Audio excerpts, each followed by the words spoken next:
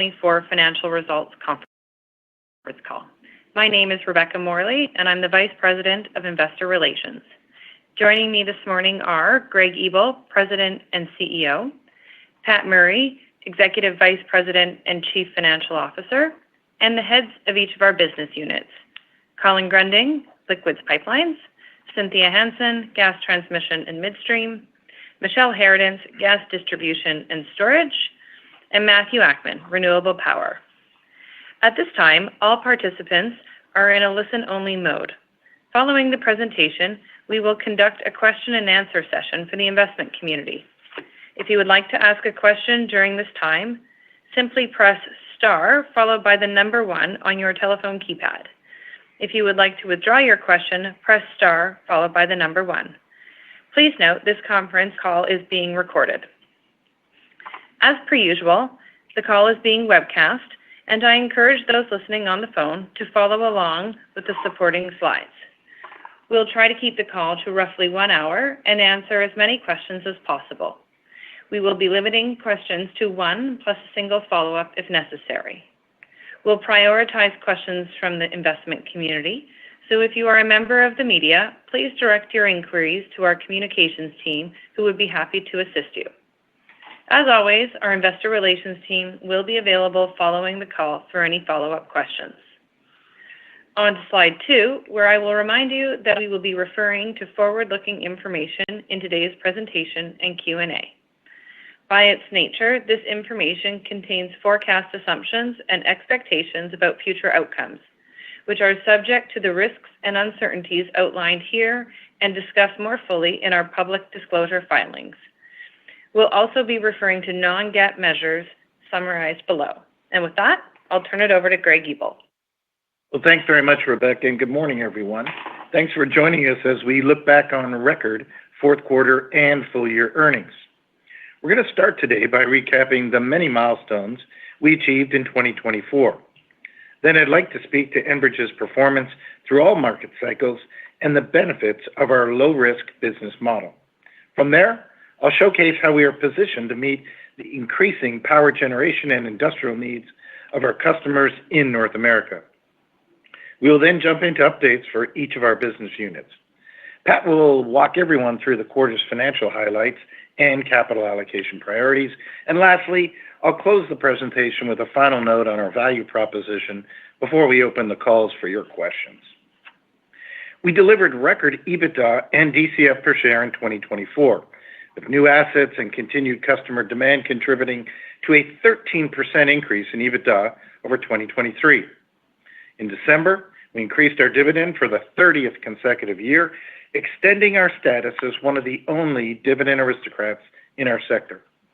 And while I'm pleased that Enbridge delivered a 37% total shareholder return to investors in 2024, I'm even more pleased that our business model will continue to generate strong returns for our shareholders as we advance our strategic priorities.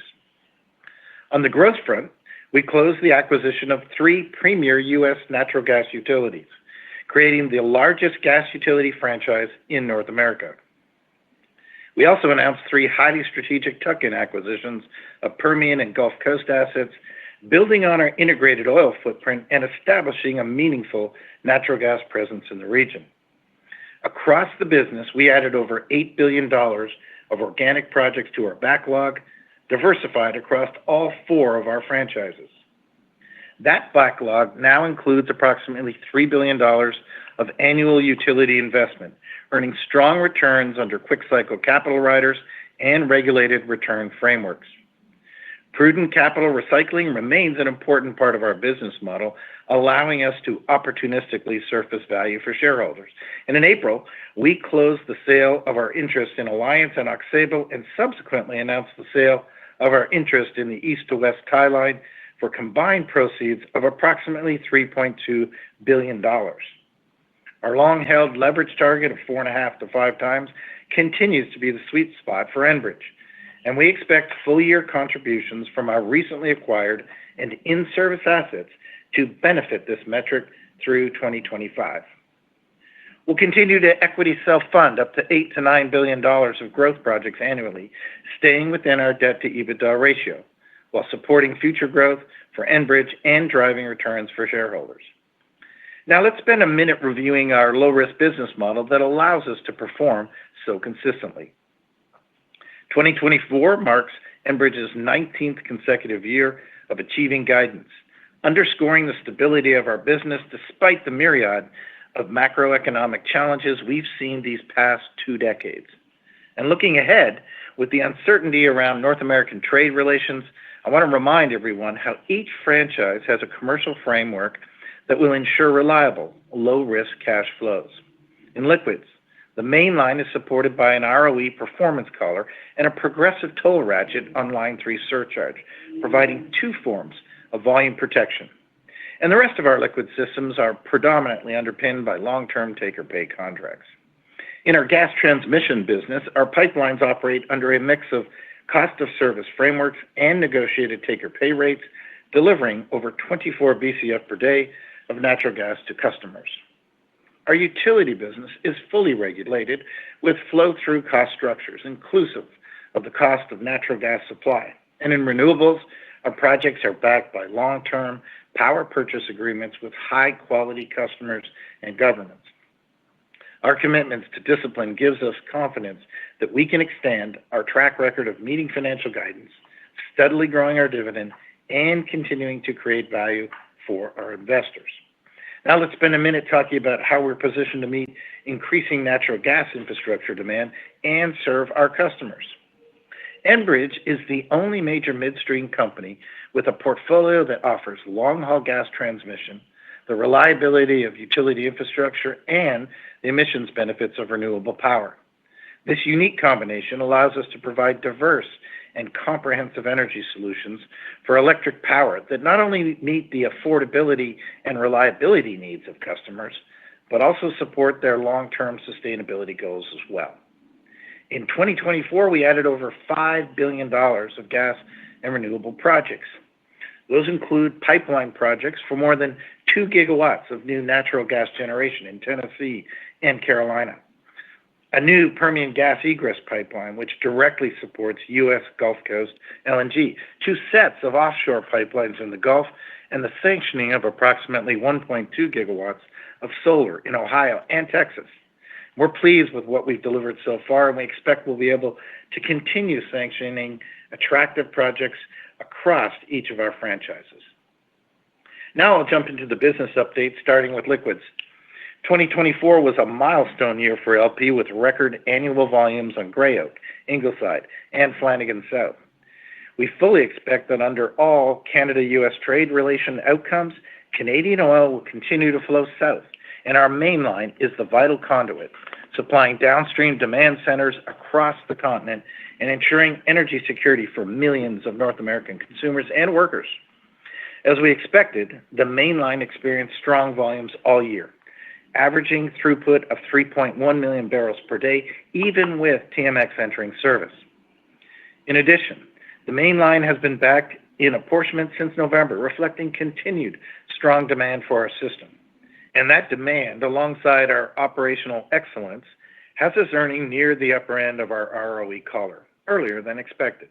As the basin grows, we continue to advance conversations with customers to develop additional WCSB egress for late 2026, early 27, and later in the decade.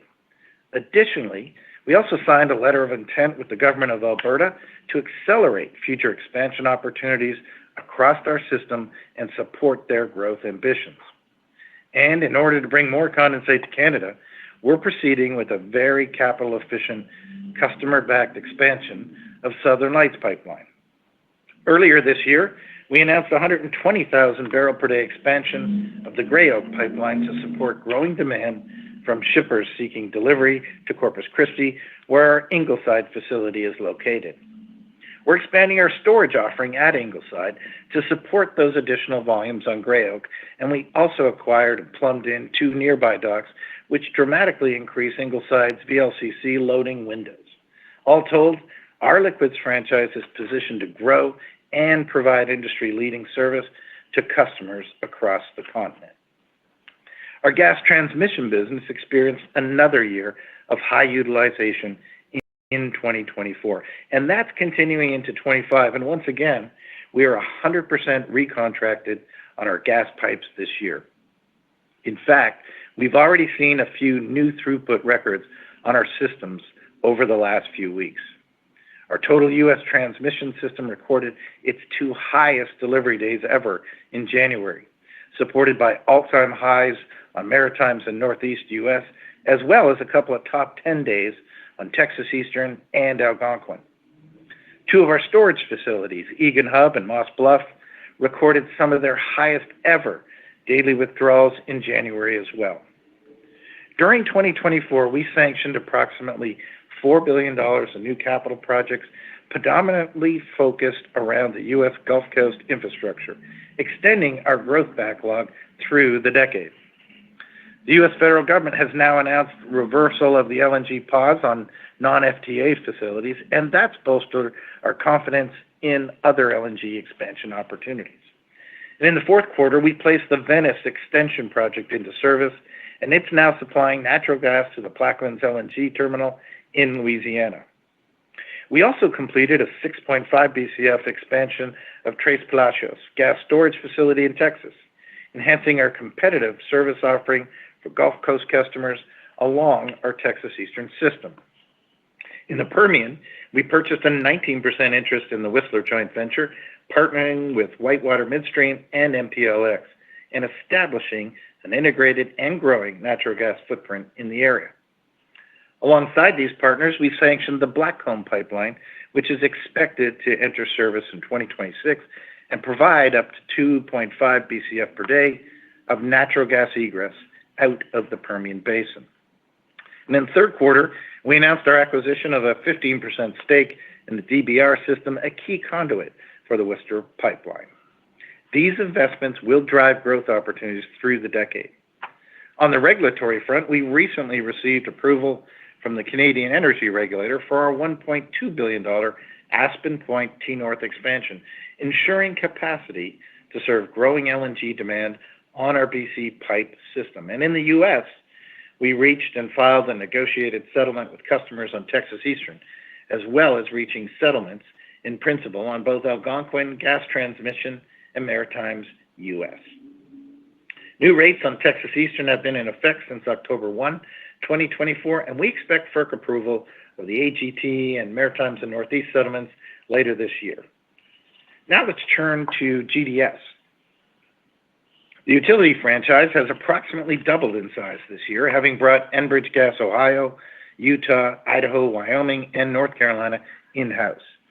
The gas distribution and storage business is now delivering over 9 BCF per day of gas to over 7 million customers. Our team is working every day to deliver reliable and affordable natural gas to these customers, and we continue to invest in key infrastructure across North America to meet growing customer demand. To that point, both Enbridge Gas North Carolina and Ohio both hit new daily all-time throughput records last month. Enbridge Gas Utah moved its 4th highest daily gas throughput in history, and Enbridge Gas Ontario delivered a single-day record for the most gas storage withdrawals out of the Dawn Hub. Each of our 4 utilities are critically important to their markets, and we expect to invest about $3 billion annually across our utility franchise, earning strong returns under quick-cycle capital frameworks. For example, here are a few of our larger utility projects underway. At our Ontario utility, we anticipate sanctioning the St. Laurent pipeline project in the coming months, a $200 million multi-phase development enhancing our existing footprint in Ottawa. North Carolina has 2 exciting projects to highlight this quarter. The T15 project will serve Duke Energy's new Roxborough natural gas power generation plant, and Mariah establishes an LNG gasification facility in Person County to support system reliability. Both are great examples of essential in-footprint developments ensuring reliable and growing service offerings for customers. We are making strong progress integrating all the new assets into the Enbridge family. Now let's jump into renewables before passing it off to Pat. Throughout 2024, we advanced our renewables platform under our utility-like business model.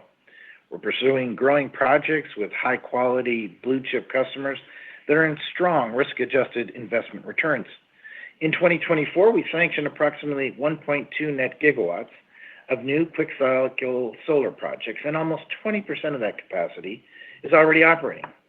I'm excited to announce that the entire Fox Squirrel facility in Ohio is now in service, generating 577 megawatts of renewable power under long-term contracts with Amazon. Earlier this year, we sanctioned the Orange Grove Solar Project, which will generate 130 megawatts of power under long-term agreements with AT&T and support the growing electric generation needs of the ERCOT market.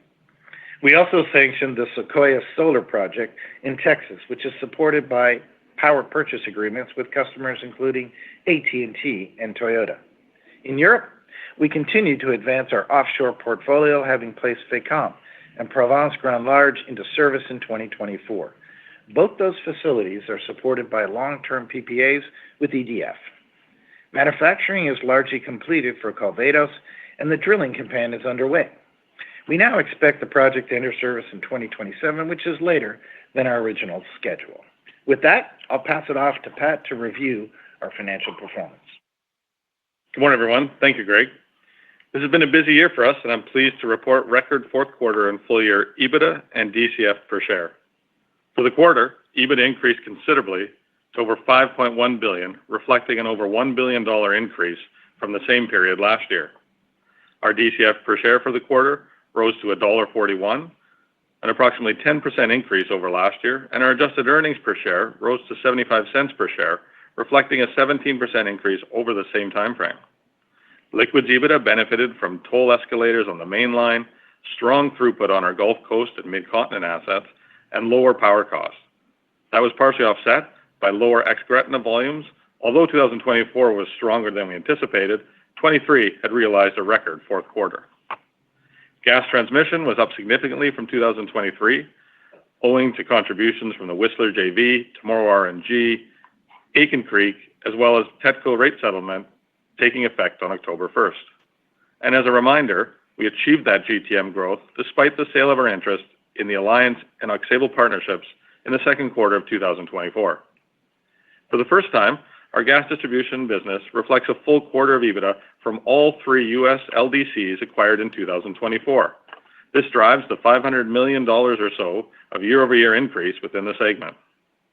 In renewable power, we recognized another tranche of investment tax credits relating to the Fox Squirrel Phase 2, alongside a full quarter of contributions from our higher interest in Hohe See and Albatross assets acquired in Q4 2023. Below the line, higher average rate and debt balances from the closure of the various U.S. utilities resulted in higher financing costs in the fourth quarter compared to last year. Reflecting on full year results, 2024 EBITDA exceeded our recast guidance range, supported by strong utilization and demand across all franchises, as well as a weakening CAD to U.S. foreign exchange rate. For DCF, we finished the year just below our guidance midpoint, despite pre-funding the U.S. gas utilities, a great outcome and a testament to the growth within our business. As Greg mentioned earlier, this marks our 19th consecutive year achieving or exceeding our financial guidance, and while it's early, we're currently on pace to extend that track record in 25. On that note, I'm pleased to reaffirm the 25 guidance we provided in December. We continue to expect adjusted EBITDA between $19.4 billion and $20 billion, and DCF per share of $5.50 to $5.90 per share. Full year LDC contributions, new assets in service, and continued cost-saving initiatives are expected to drive the majority of the growth in 2025. Although early, so far, the mainline has been in apportionment all year. We've experienced colder weather in Ontario, and the current strength of the U.S. dollar could be tailwinds if experienced for the entire year. These can be partially offset by a slower than expected decline in U.S. interest rates. I'm also reaffirming our midterm outlook and look forward to discussing this with the investment community in a few weeks at our upcoming Investor Day. Now I'll close my remarks with a refresher on our long-held commitment to capital discipline before passing it back to Greg. Our three-pillar approach to capital allocation is unchanged in 2025. The balance sheet will remain strictly in focus, with our financial guardrails governing all investment decisions. We expect full-year contributions from the U.S. gas utilities that closed in 2024 to benefit our leverage metric in 25. A thoughtful capital recycling program has been a cornerstone of our business for decades, and we successfully recycled over $15 billion of assets since 2014, including our recently announced East-West tie line sale. Sustainably returning capital via a low-risk dividend is a hallmark of our investment offering. We're committed to growing the dividend, supported by our diversified and high-quality cash flow profile. Lastly, on growth, you can expect us to prioritize brownfield investment at low multiples when sanctioning new projects to supplement our backlog. Our capital backlog now sits at $26 billion, with $5 billion of assets placed into service in 2024 and $8 billion of newly sanctioned projects added through 2029. As always, a special thank you to all the team members for delivering on another exceptional year. With that, I'll pass it back to Greg to finish the presentation. Well, thanks very much, Pat. And again, 2024 caps off a record year of financial and operational performance here at Enbridge. Our steadily growing dividend, supported by a utility-like cash flow profile, remains a cornerstone of our investment offering, as demonstrated by 30 years of consecutive dividend increases. The complementary nature of our overlapping businesses will continue to drive growth, enable optimization, and enhance our opportunity set through the decade. Enbridge is a first-choice investment opportunity, offering an attractive yield alongside visible, long-term growth that is largely insulated from economic gyrations. Before we close, I'll remind everyone to please join us on March 4th for our annual Investor Day in New York. The team's excited to see you and share the opportunities being realized across the organization and driving our future growth. With that, I'd like to thank you all for listening, and operator, please open the lines for questions. Thank you. We will now begin the question and answer session. If you would like to ask a question, please press star one on your telephone keypad to raise your hand and join the queue. If you would like to withdraw your question, simply press star one again. Your first question comes from a line of Jeremy Tonet from JP Morgan. Your line is open. Hi, good morning. Morning, Jeremy. Also wanted to send the team a happy Valentine's Day as well. Just curious, I guess, with WCSB, production and growth opportunities there and initiatives, I guess, out of Alberta, if you could talk a bit more on how you see that, I guess, unfolding over what type of time frame and, how large could this actually scale over time in your view? Yeah, well, maybe I'll just start, but I'll turn it over to Colin very quickly here. But you're on it, and we'll send the love back to you, too, on Valentine's Day. But I will say you're really seeing great opportunities in production growth, and we're looking at a lot of quick-hit, permit-light, low-multiple, brownfield-type activities on the liquids front to serve the markets on both sides of the border. So you're going to hear more about that during Investor Day. But Colin, do you want to speak to a little bit what we've been doing the last month and so? Yeah, I mean, good morning, Jeremy. It's only been about a month since that announcement. I've been working feverishly on that even before then. I would view that announcement as an endorsement of our role and our playbook. We'll look to tell you a whole bunch more in a couple of weeks at Enbridge Day, but even maybe zoom out a bit further, FIDing a number of projects in the calendar year. Fundamentally, I think production is surprising to the upside. Not huge capital projects by our customers, but as you've been reading, lots of debottlenecking and optimizations, potentially re-rating that kit. And then on the demand side, strong as well. So it's shaping up well, and there's infrastructure opportunities from tip to stern, regionally, mainline, market access, and export. We'll tell you more. Yeah, and Jeremy, like my opening comments I mentioned, it's just one aspect that gives us really great confidence about continuing our growth right through the decade. And equally, you would have seen apportionment the last few months. So not only are the pipes being used, but the requirements for more are definitely there. So look forward to talking about that further in a couple of weeks. Got it. We will wait for more details then. And at the risk of a question that might be more fully answered at Analyst Day as well, just wondering with the new regime in DC and different policies towards energy and energy infrastructure development in general. Wondering if you could share any thoughts on what that means for Enbridge, particularly around Line 5 or otherwise. Yeah, sure. Well, I think the first and foremost thing, and you've heard us say this and others as well, but we've got the portfolio that backs it up. It's an all of the above energy solution that's going to be needed. So if you've got liquids, if you've got natural gas assets, and you got power assets, it's on. If you got export assets, it's on. So we've got all those pieces. So I think that's positive. I think a more rational approach to sustainability issues, taxation, permitting reform, I would expect all those are going to be pretty critical to us. And we're already seeing it.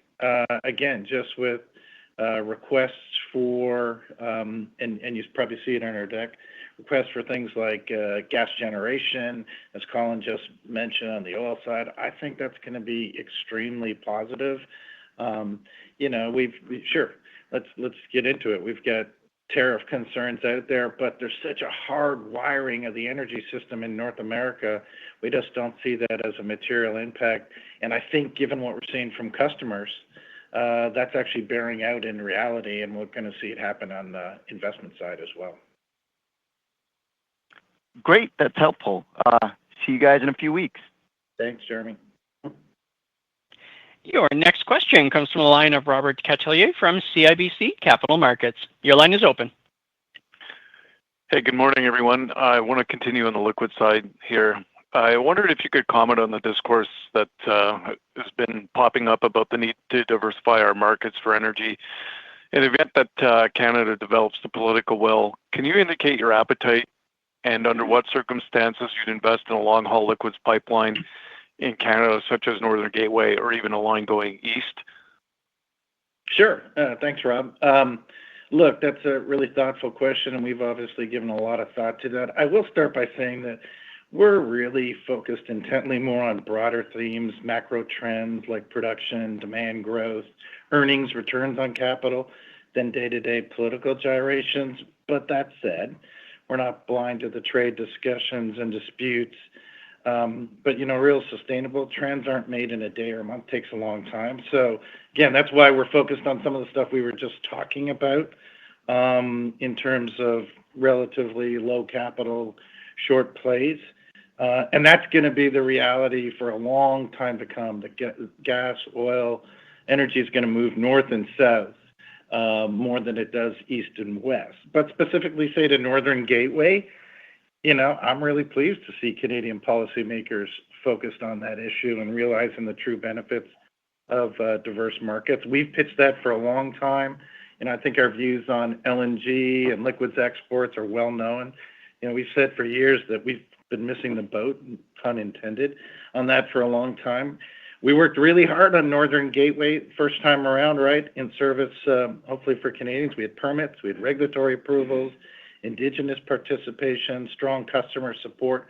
Unfortunately, that project was cut short by the federal government, which really cost us hundreds of millions of dollars and our investors that, right? So that's a powerful learning. So for us to be willing to seriously consider reinvesting in a project like that, whether it's east or west or just west, we need to see real change on numerous fronts. Let me tell you about that. One, things like what Premier Smith in Alberta has been doing in terms of making positive moves to commit volumes on some of these major pipes and seeking internal solutions to energy mobility in Canada and North America. We would need to see real legislative change at the federal and provincial government level that specifically identifies major infrastructure projects like Northern Gateway as being in the national interest and therefore legally required. Like to see permitting changes, and for example, they're eliminating C69, C59. All that would be a positive indicator for a change in the trend towards energy infrastructure. Another example, you got to see support for energy production as opposed to reducing it, which you see through emission caps and carbon tax.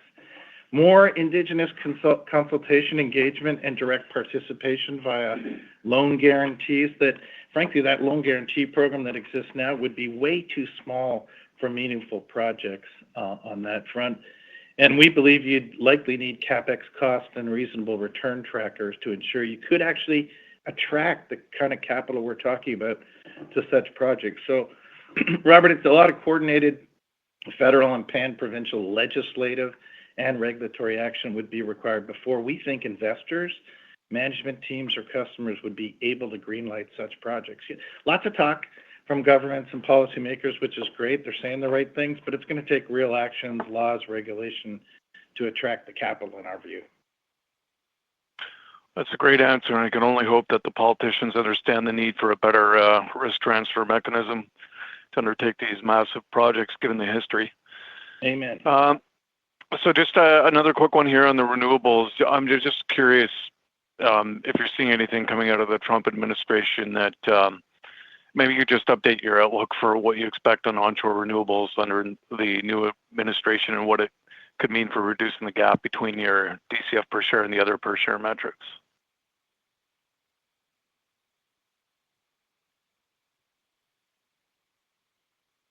Ladies and gentlemen, we are experiencing some technical difficulties. Please stand by. We will begin momentarily.